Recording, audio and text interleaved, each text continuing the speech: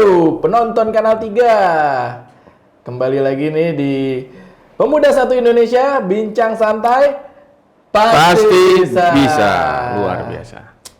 Kali ini bincang-bincang santai kita mau membahas yang lagi marak-maraknya. Yang ya salah satu sosok gimana ya, pemuda bukan tuh? Pemuda ya? Ya, salah Pemuda satu ya? istilahnya crazy rich. Waduh, crazy rich ya kan? Sukses usia muda hingga hidup Sukses ala usia sultan. muda, hidup ala sultan. Betul. Jadi kali ini kita mau membahas perihal investasi bodong gitu. Maksudnya supaya kamu-kamu semua ini nggak terjerat ke investasi bodong dan nggak ikut-ikut yang namanya investasi bodong. Kayak Betul. gitu.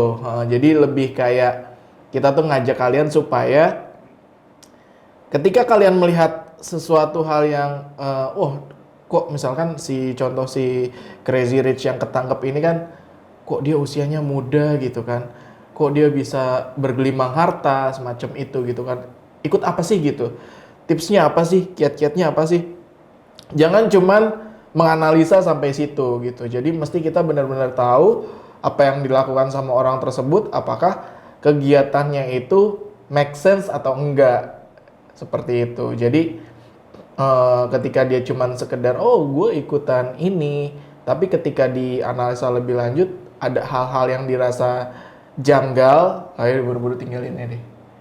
Iya nggak Bang Dut? Setuju. Jangan diterusin. Karena ya khawatir itu kejebak di investasi bodong. Iya, betul. Kita sebagai anak muda dengan adanya kejadian ini menjadi pelajaran kita, jangan mudah tergiur iming-iming cuan instan. Betul. Ya.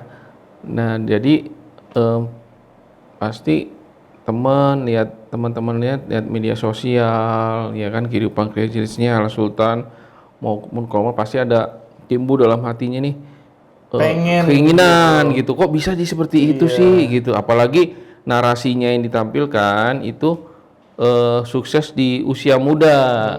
Pasti teman-teman juga siapa sih yang nggak mau gitu. Yes. Nah, tapi ternyata gitu.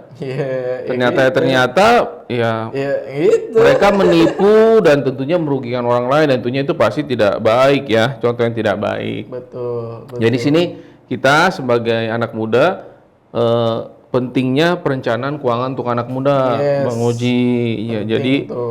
Ya, jadi bagaimana nih caranya? Jadi ya investasi. Nah, investasi itu ada salah satu jalan untuk mencapai kematangan finansial.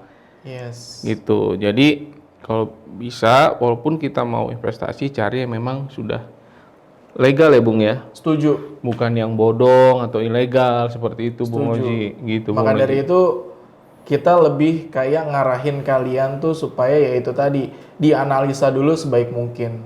Apakah investasi tersebut benar-benar kayak misalkan udah ada izin dari OJK-nya atau misalkan udah terdaftar secara legal di Indonesia gitu.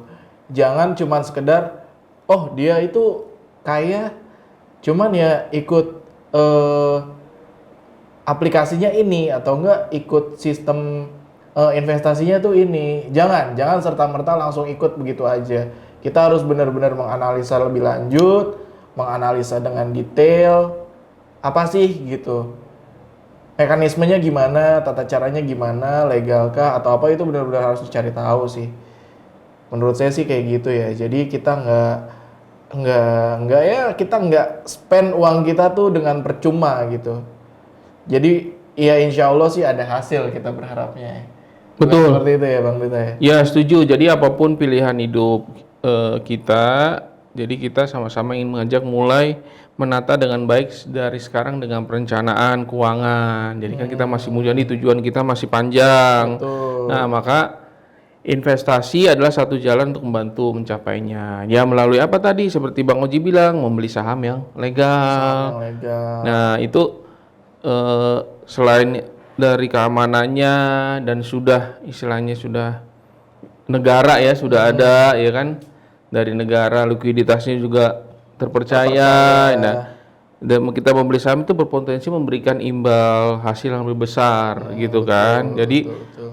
dan pastinya nanti kan ada potensi mendapatkan dividen alias penghasilan pasti setiap bulan kan lumayan. Bung Oji. Lumayan. Mungkin kalau ada uang lebih boleh beli-beli rumah juga kan sekarang. Betul. Ya, rumah kan banyak yang iklan-iklannya tuh dengan pendapatan sekian udah bisa ambil rumah. Itu kan salah satu bentuk investasi juga yang kita tahu gitu kan. Oh, kalau rumah nih udah ada bentuknya gitu kan dan daerahnya juga kan bisa kita lihat, mungkin bisa kita analisa juga bahwa suatu saat daerah tersebut tuh akan berkembang gitu. Kalau berkembang kan otomatis nilai jualnya juga pasti akan ikut naik. Seperti itu. Banyak sih cara-cara investasi. Cuman ya itu tadi yang kita tegaskan di sini adalah jangan sampai pemuda-pemuda kayak kita-kita nih kejebak investasi bodong. Kita harus benar-benar yang namanya ketika ada Penawaran. suatu penawaran itu harus 5W1H. Wis, apa tuh, Bung? Gila, gitu. Biar tahu dong, biar teman-teman kan ada yang nggak tahu. Mesti what, when, who, where, why, Wis, terus mantap. how. Itu benar-benar harus ya itulah salah satu pedoman pola pikir kita gitu. Jadi nggak kejebak sama omongan-omongan, nggak kejebak sama apa yang kita lihat dan kita langsung percaya, nggak seperti itu. 5W1H sebenarnya pedoman dalam menganalisa. Wih. Intinya harus jeli dan harus mempertanyakan. Jadi yang kita lihat di media sosial itu pamer harta kekayaan itu harus kita pertanyakan itu dapatnya dari mana? Kok bisa secara instansi dari penawaran tersebut? Nah, padahal setahu kita investasi itu ada resikonya, keuntungan dan resikonya. Nggak mungkin untung terus ya, Bung ya? Yang seperti yang dibilang media sosial kan seperti itu. Nah, dan itu harus turun waktunya dipertanyakan. pun nggak ada yang singkat sih. Coba kalau mungkin gue pernah lihat ya, itu salah satu memang menjadi salah satu berita yang belakangan sering dibahas kan. Jadi gue pernah lihat itu, nih dia ngiklannya tuh gimana sih? Ngiklannya tuh kayak yang dari iklannya aja tuh ya menurut gue tuh udah nggak masuk akal gitu kan. Jadi dia ngomong ada di iklan tersebut dia ngomong kayak gini gitu kan. Dulu saya hanya seorang karyawan biasa gitu.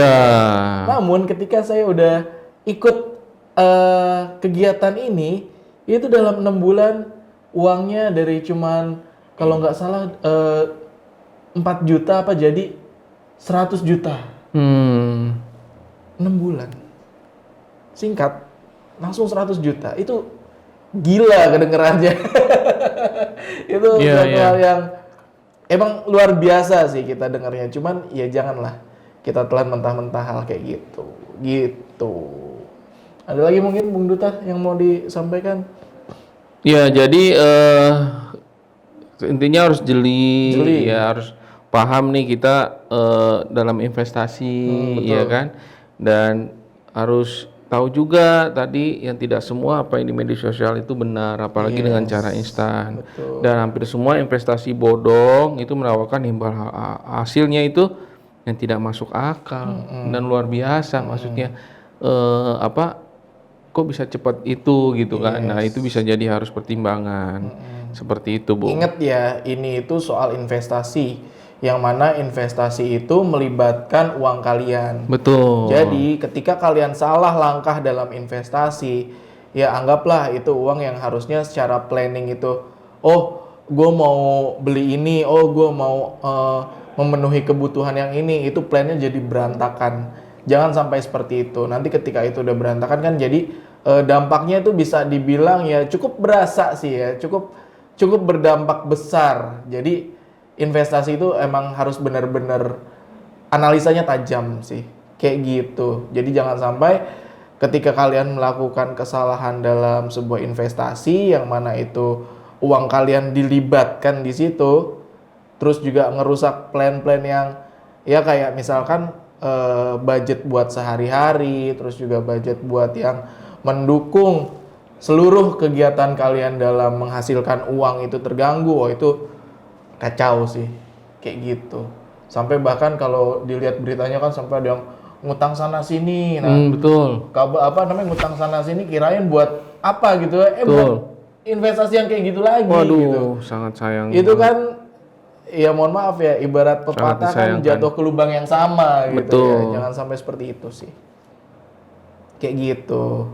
Oke, intinya kita sebagai anak muda kalau untuk investasi itu baik-baik aja, tetapi kita harus paham resikonya.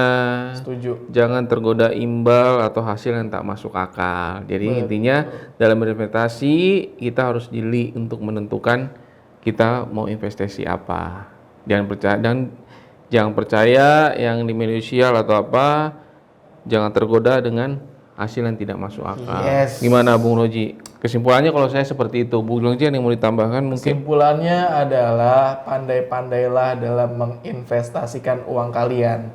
Jangan cuman mudah menyimpulkan apa yang dilihat. Betul, itu terus penting juga banget. apa yang didengar gitu kan. Janganlah, itu harus dipertimbangkan. Pokoknya apa yang berhubungan dengan uang kalian, kalian harus spend baik-baik, investasikan baik-baik. Jangan sampai ada 1-2 hal yang merusak plan-plan kalian ke depannya. Kayak gitu sih. Setuju. Oke, kita cukupi aja ya. Siap. Terima kasih banyak nih buat kalian penonton Kanal 3. Jangan lupa di like, komen, dan subscribe. Pemuda Satu Indonesia, bincang santai pasti bisa. Terima kasih. Terima kasih banyak.